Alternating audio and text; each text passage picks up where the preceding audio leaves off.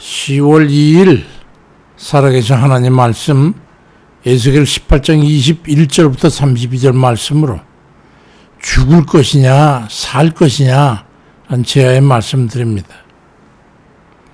천지가 변해도 절대로 허용될 수 없는 하나님의 공의가 있습니다. 타협이라고 하는 것은 있을 수가 없습니다. 선택의 기로에 섰을 때 과연 어느 것을 택해야 할 것인가 하는 그에 대한 의미를 품고 있는 말씀인데요. 그 선택이 죽고 사는 결정일 만큼 절체절명의 선택임을 나타내고 있는 그런 말입니다. 죽느냐 사느냐 그것이 문제로다 하는 이 말은 셰익스피어 4대 비극 중에 하나인 햄릿에 나오는 고백으로 아주 유명해진 말이죠. 너무나 유명한 말이라서 수많은 희곡과 인문학적 수식어로 많이 인용되어 왔어요. 근데 사실은 이 셰익스피어가 이 문구를 처음 사용한 게 아닙니다.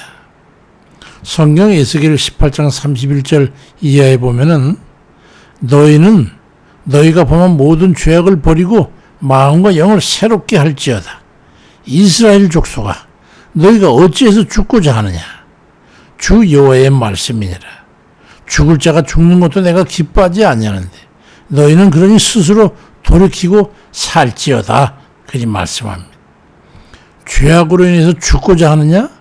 그렇지만 그러지 말고 돌이켜서 살아라. 이런 말씀하는 우리 하나님 말씀 속에서 선지자를 통해서 결단을 통한 선택을 하라고 말씀하시는 거예요. 너희가 죽으려냐 살려냐 이 말이에요. 근데도 우리는 모두 하나님께서 한 이 결단의 요구 앞에 서 있으면서도 일도 양단의 결단을 하지 못하고 우유부단하고 행동의 명확성을 기하지 못하고 있는 그런 경우가 많이 있습니다.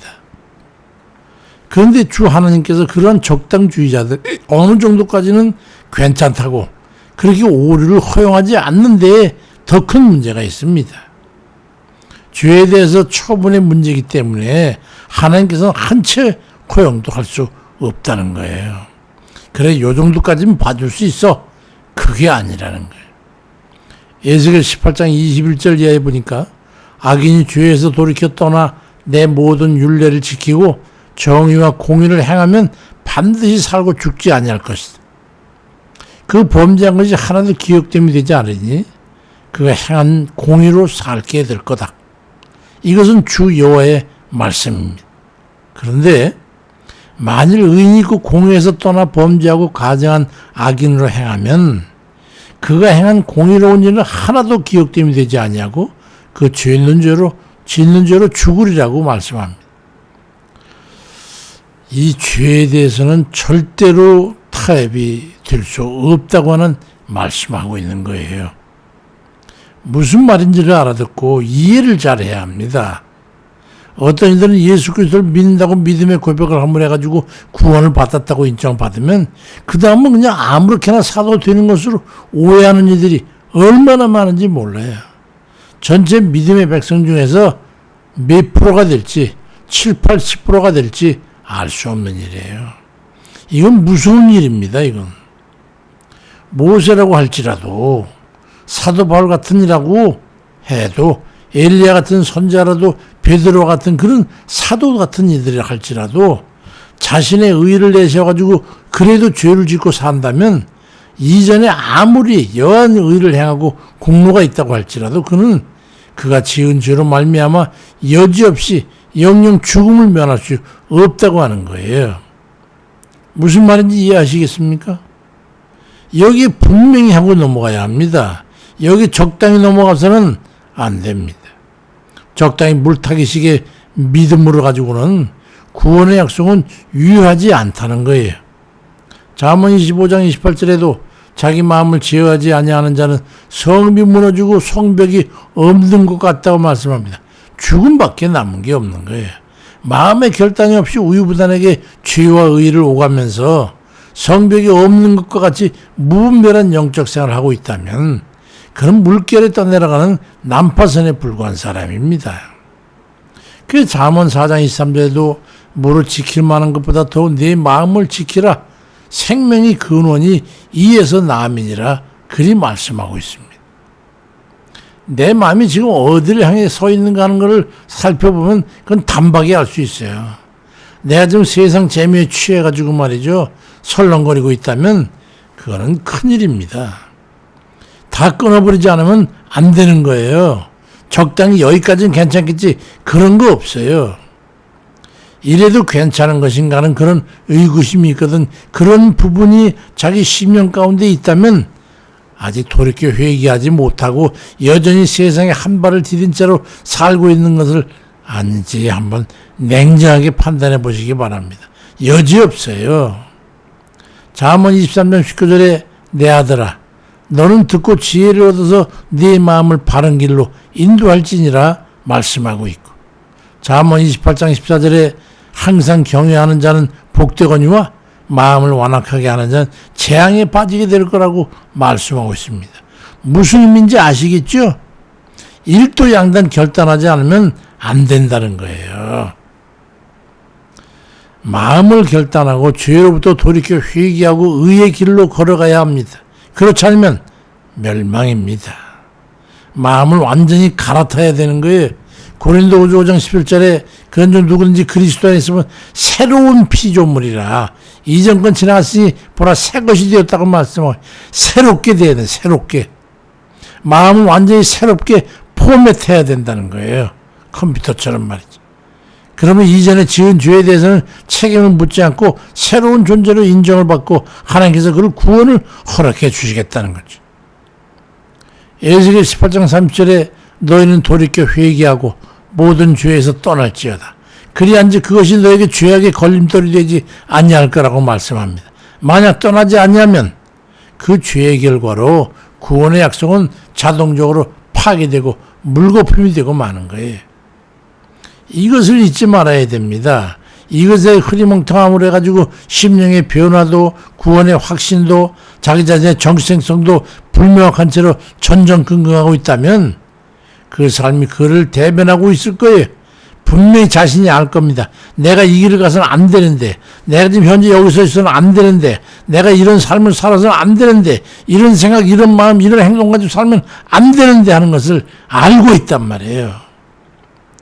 여전히 세상적인 것에 사로잡혀가지고 조금씩 슬쩍슬쩍 맛보면서 즐기고 있는 그런 게 있다면 곧 큰 도적에게 사로잡혀서 사망으로 끌려 들어갈 것임을 각오해야 합니다. 여지없어요. 피할 길이 없는 거예요. 그런 이는 구원이 확보되지 않았다고 하는 것을 알아야 합니다. 거기에 행함도 마음도 정신도 모두 다 포함되어 있다고 하는 것을 알아야 됩니다. 마음은 그렇지만 행동은 바로 하면 아니에요. 호세아 10장 2절에 그들이 두 마음을 품었으니 이제 벌을 받을 것이라고 말씀하고 있고, 야고보 4장 8절엔 하나님을 가까이 하라 그리하면 너희를 가까이 하실 건데 죄인들아 손을 깨끗이 하라, 두 마음을 품은 자들아 마음을 성결하게 하라고 말씀하고 있어요. 그 사람의 마음에 따라 죽느냐 사는 자가 결정됩니다. 왜냐하면 모든 것이 그 마음으로부터 발단되기 때문에 마음을 고쳐먹지 않으면 안 되는 거예요. 만약에 그 마음이 완전히 죄에서 떠나지 아니하면 그 마음으로부터 생성되는 온갖 죄로 인해서 영원한 멸망에 이르게 될 거라고 하는 거예요.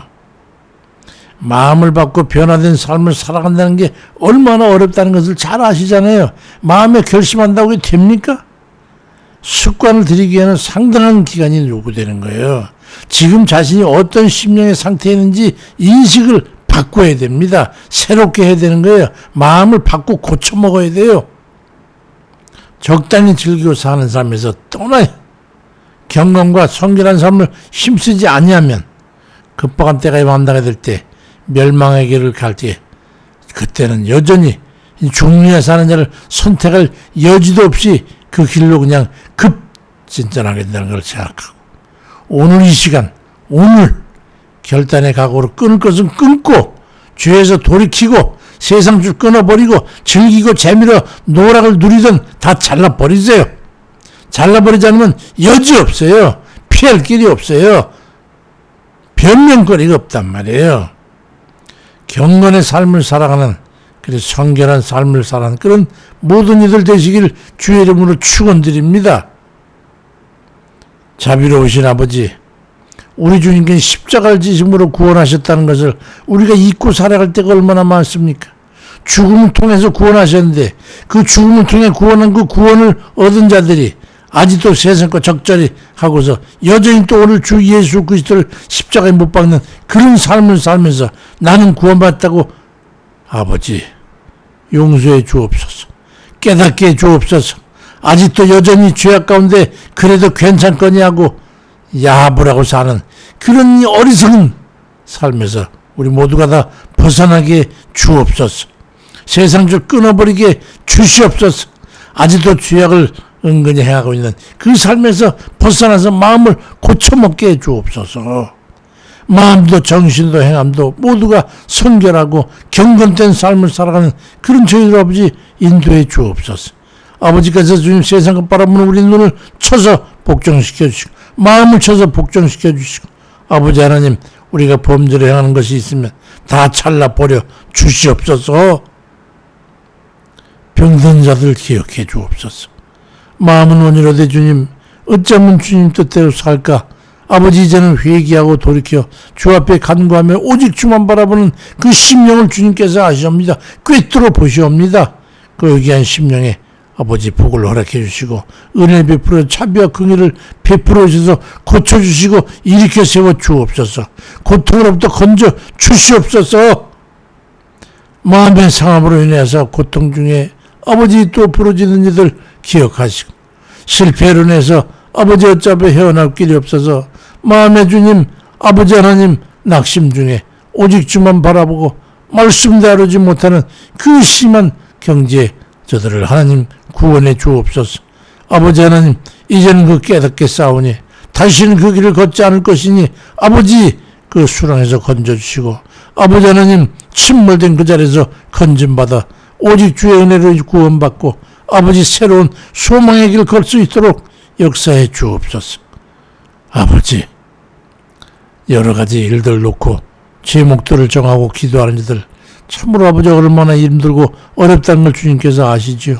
저들의 소원의 간구를 들으시고 아버지 간절한 마음에 주께 부르짖는 그 부르짖음에 응답하시고 아버지 그리하여서 저들은 사람의 눈으로 보지 못하고 귀로도 듣지 못하고 그 마음으로 생각지 못한 하나님의 유일한 방법으로 오직 성령의 권능을 기름 부어 주셔서 모든 것 주의 뜻대로 해주시고 주의 영광만 받아 주옵소서. 감사드리고 예수 그리스도의 이름으로 기도드립니다. 아멘입니다.